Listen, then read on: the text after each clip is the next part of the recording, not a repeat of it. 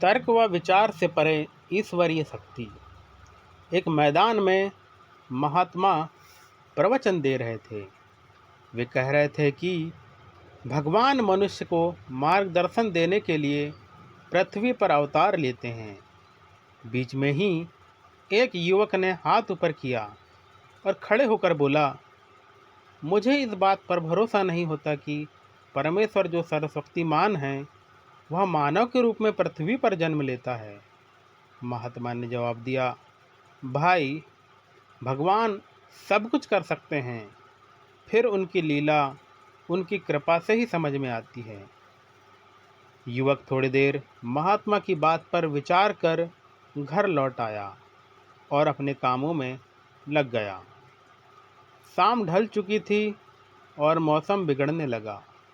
बारिश, आंधी और तूफान का माहौल बनने लगा।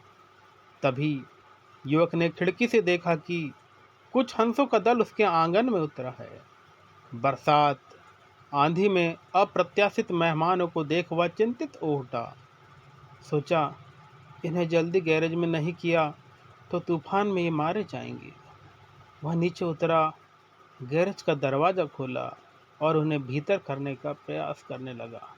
घबराए हंस इधर उधर भाग रहे थे। युवक रोटी लाया और उन्हें खाने का लालच भी दिया, लेकिन कोई असर नहीं पड़ा।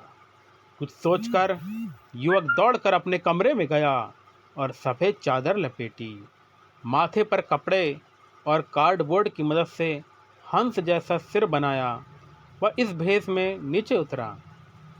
कुछ देर बाद वह बाहर खड़ा रहा और फिर गैरेज की ओर बढ़ा। एक एक कर हंस उसके पीछे गैरेज में घुस गए। इस प्रकार हंसों को सुरक्षित पहुंचाने के बाद यकायक युवक के जहन में महात्मा के प्रवचन की बात याद आई कि मानव को बचाने के लिए भगवान पृथ्वी पर जन्म लेते हैं।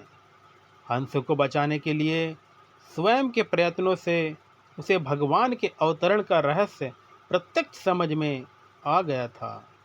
शायद इसलिए कहा जाता है कि परमेश्वर के कार्य तर्क एवं विचार की पकड़ से परे होते हैं। उसे समझने के लिए प्रज्ञा की आवश्यकता होती है।